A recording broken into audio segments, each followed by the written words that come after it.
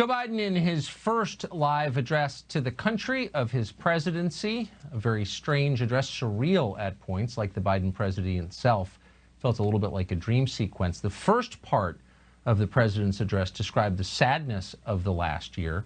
People shut out from hospitals as their loved ones died alone, people losing hope, people losing their own businesses, children not being able to go to school. A whole generation, the president said, of children stunted by school closures.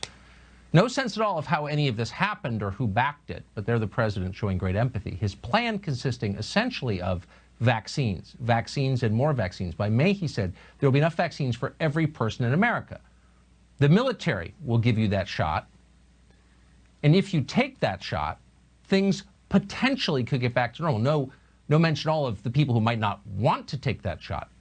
But the president said, if you take that shot and wear your mask and listen to Dr. Fauci, it is possible, not assured, but possible, that you might be able to gather in small groups with the ones you love for the 4th of July.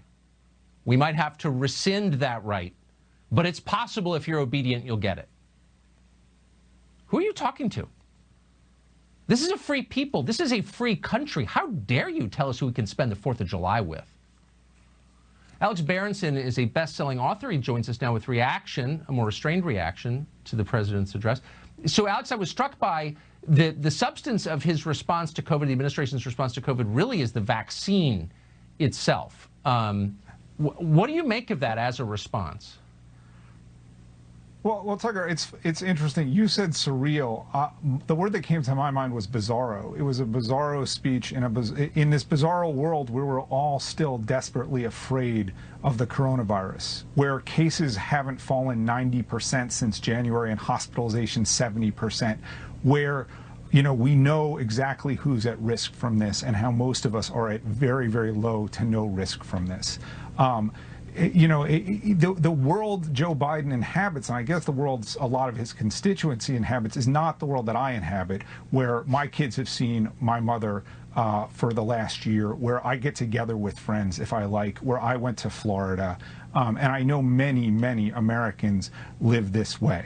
Where the Texas Rangers are going to have a full ballpark at Arlington for opening day. So, he can wait for Independence Day to meet his 3 best friends on the White House lawn, but most of us aren't living that way. The only good thing about the speech, from my point of view, was the words zero COVID were not uttered. So apparently that fantasy is not one that the White House is going to indulge in, which is really good.